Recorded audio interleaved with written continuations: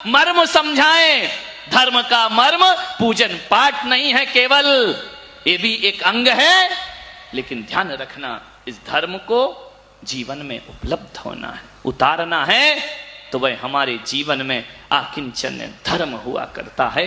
क्या है हमारा संसार में और क्या हम बटोरने का प्रयास कर रहे हैं, आपसे निवेदन है थोड़ा सा जिंदगी में उतारो धर्म को।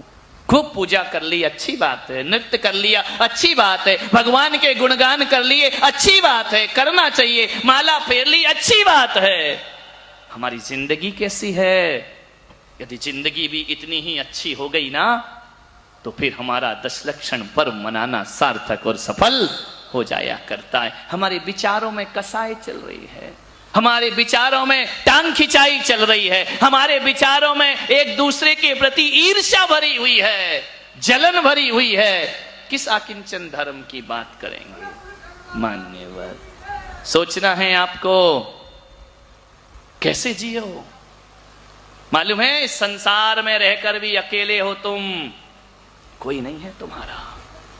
तुम्हारा बच्चा जब बाहर पढ़ने जाता है ना, कई के जाएंगे तैयारी में लगे होंगे, जब बच्चा बाहर पढ़ने जा रहा है, मां बड़ी उदास है।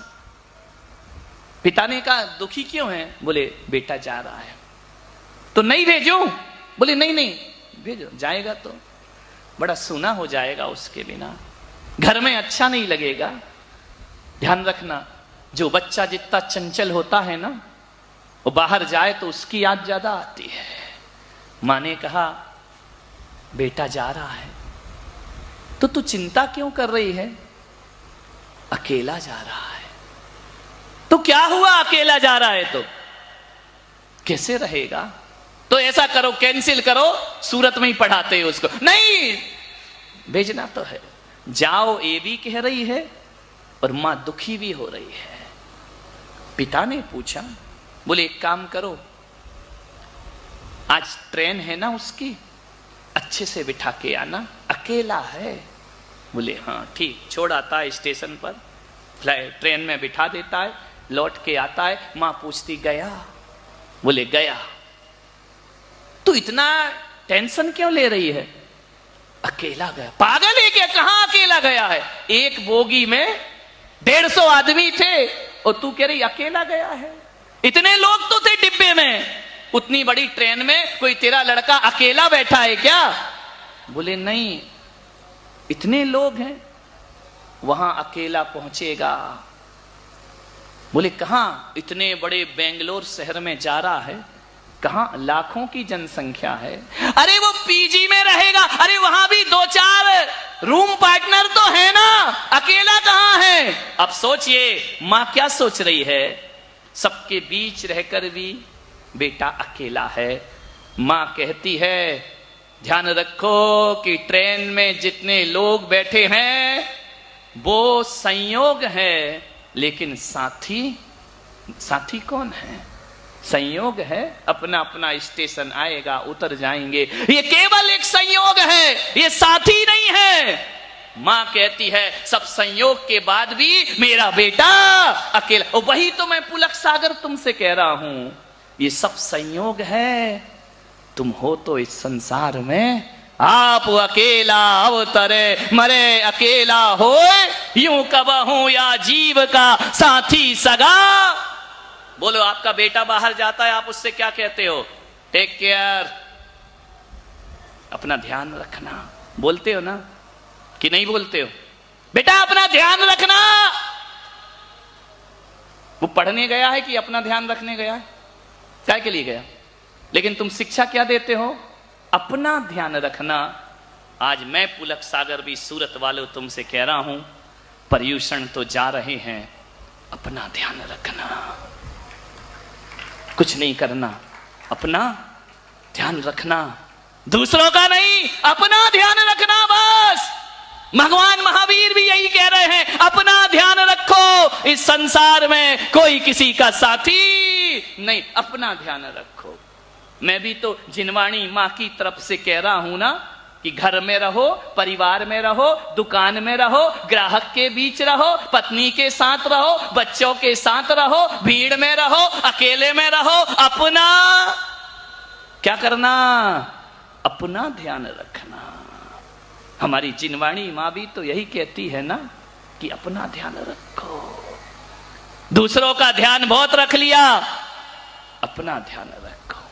यही तो जीवन है, यही जिंदगी है। मान्यवर,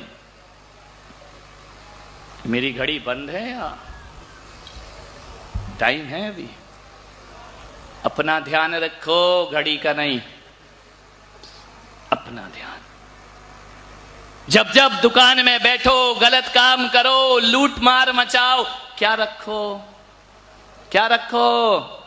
अपना ध्यान रखो। बेटा, ये दुनिया यहीं पड़ी रहेगी, तू इस दुनिया से चला जाएगा। केवल अपना ध्यान रखिए और किसी का ध्यान रखने की जरूरत नहीं हुआ करती है। एक मुनि थे, एक राजा था। अंतिम बात, जंगल में बैठे थे मुनि महाराज। सम्राट अपने महल में था। उसने देखा कि ठंड है, कड़कड़ाती ठंड।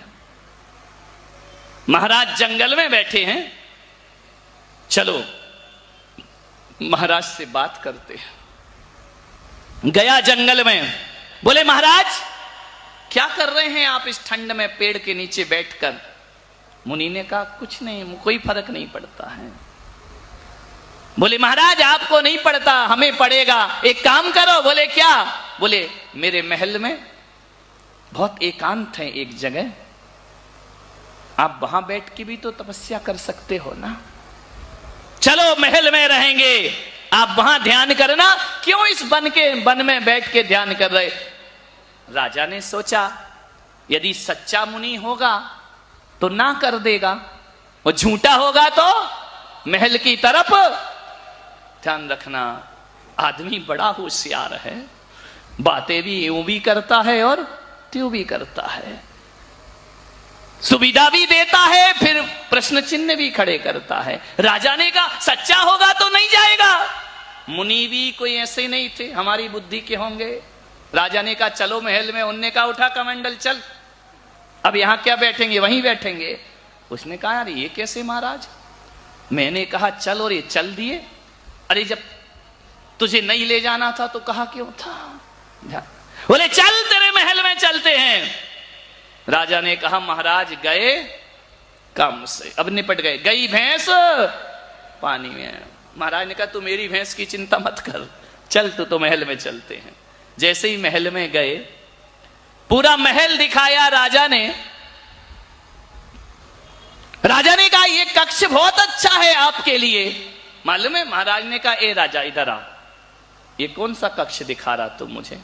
ये बता तेरे इस महल में सबसे सुंदर कक्ष कौन सा है, वो मुझे चाहिए। अरे इसने कहा जी महाराज कैसे? इनको तो कमरा भी सुंदर चाहिए, इनको तो बड़ा टिपटाप चाहिए। महाराज ने कहा कि दे भाई, मैं कचरा में क्यों रुकूं, तू रुके अच्छे कमरे में। मैं जब तू लाया है तो ढंग से दे। महाराजा गया, ऐसा रूम खोला, सोने के काम जिस रूम पर हुए थे, बड़ा कीमती रूम। महाराज ये मेरा कमरा बड़ा अच्छा कमरा है। महाराज ने कहा तू बाहर हो जा, हम बैठे हैं तेरे कमरे में। तू गया था ना बुलाने, बड़ी दया दिखा रहा था, अब चल। महाराज बैठे यहीं। राजा ने रानी से कहा ये कहां का सिरदर्द मोल ले लिया मैंने? अरे मैंने तो ऐसे ही पूछा था, ये तो आ ही गए। बोली अब क्या करें? बोले रानी ने कहा चलो जाने दो, एक आध दिन आहार करा के विदा कर देना। महाराज काय को जाने वाले हैं? महाराज ने कहा अब तो ज्यादा दिन नहीं बचे हैं, ऐसा करो राजा जी चतुर्मास यहीं कर लेते हैं। अरे उसने कहा गई भैंस, ये कैसे महाराज? इनको कमरे से मोह हो गया, कमरे से लगाव हो गया, ये कह रहे चतुर्मास। मुनि ने कहा देखो राजा अब आए हैं तो अब जम के ही रहेंगे, हम तो मस्त फकीरी में रहेंगे 4 महीने अपना यही। राजा ने रानी ने कहा तुम ज्यादा ज्ञानी बन रहे थे महाराज के पास, पता चल गया वो चातुर्मास यही करेंगे। बोले करेंगे महाराज, आहार वाहार की व्यवस्था होगी। अरे सब होगी, अब क्या बोले। 4 महीने हो गए। दिवाली आई तो राजा ने सोचा कि अब ये जाएंगे। तुम लोग भी सोच रहे होगे ना, अभी नहीं जाएंगे। विचार करिए, अब ये विदा होंगे, अब इनका बिहार होगा। राजा ने कहा यार चतुर्मास के बाद ठंड बहुत पड़ती है, तो ऐसा करें राजा, ठंडी ठंडी। और राजा ने माथा फोड़ लिया, ये मैंने क्या कर लिया। बोले ठंडी ठंडी और यहीं रहेंगे, शीत वाचना करेंगे, यहीं रहेंगे। कहां, जंगल में जाऊंगा। महाराज गए तो भ्रष्ट हो गए, इनको मेरे महल से मोह हो गया। राजा ने एक दिन पूछा, गुरुदेव कैसे कट रहे हैं दिन? गुरु ने कहा कुछ तेरे जैसे कुछ मेरे जैसे। क्या मतलब? बोले कुछ तेरे जैसी जिंदगी कट रही है और कुछ मेरी जैसी जिंदगी कट रही है। राजा बोला इसका अर्थ मैं समझा नहीं। बोले वक्त समझा देगा। एक दिन मुनि टहल रहे थे उसके उपवन में। मुनि ने कहा राजा से, पकड़ कमंडल, चल चलते हैं। कहा महाराज? चल तू मेरे पीछे पीछे चल। और कमंडल पकड़ाया, पिच्छी मुनि ने ली, राजा पीछे पीछे और मुनिराज आगे। चलते गए चलते गए चलते गए, 15 किलोमीटर 20 किलोमीटर। राजा ने कहा यार ये जा कहां रहे हैं? मुनि ने कहा राजा मेरा बिहार हो गया। बोले बिहार हो गया? महाराज 15 किलोमीटर आ गए। बोले चल क्या परवाह है, चलते चले। महाराज लौटना है, तुम बोलो तो हम जाएं। हम तो 15 किलोमीटर इसलिए आ गए कि तुम अब कहोगे जाओ, अब कहोगे जाओ, तुम जाने का बोल ही नहीं रहे हो। महाराज ने कहा मैं काहे को कहूंगा जाने का, चल तू तो और आगे चल। बोले महाराज चौमासा खत्म? अरे बोले सब तमाशा ही खत्म, चौमासा छोड़, चल। उसने कहा महाराज तुम्हारे पैर पड़ता हूं, मुझे महल में लौटना है। क्यों लौटना है? उसकी रक्षा कौन करेगा? मैं तुम्हारे साथ रहूंगा तो। मेरे महल की रक्षा कौन करेगा? मेरा परिवार है, मेरे पत्नी है, मेरे बच्चे हैं। अब राजा ये भी सोच रहा था कि अब मजाक में भी नहीं कहूंगा वापस चलो। कहा कि ये लौट जाएंगे। तो मुनि ने कहा छोड़ना, रहने दे, बच्चे अच्छे क्या करना है, चल जंगल में सामायिक करेंगे, ध्यान करेंगे, पेड़ के नीचे बैठेंगे। महाराज मुझे वापस जाने दो, आशीर्वाद दो, पिच्छी लगाओ, हम लौट के वापस जाएं। मुनि ने कहा आप चलना चाह? नहीं नहीं नहीं मैं नहीं, तुम जा। बोले महाराज जंगल में रह लोगे अब? मुनि ने कहा देख राजा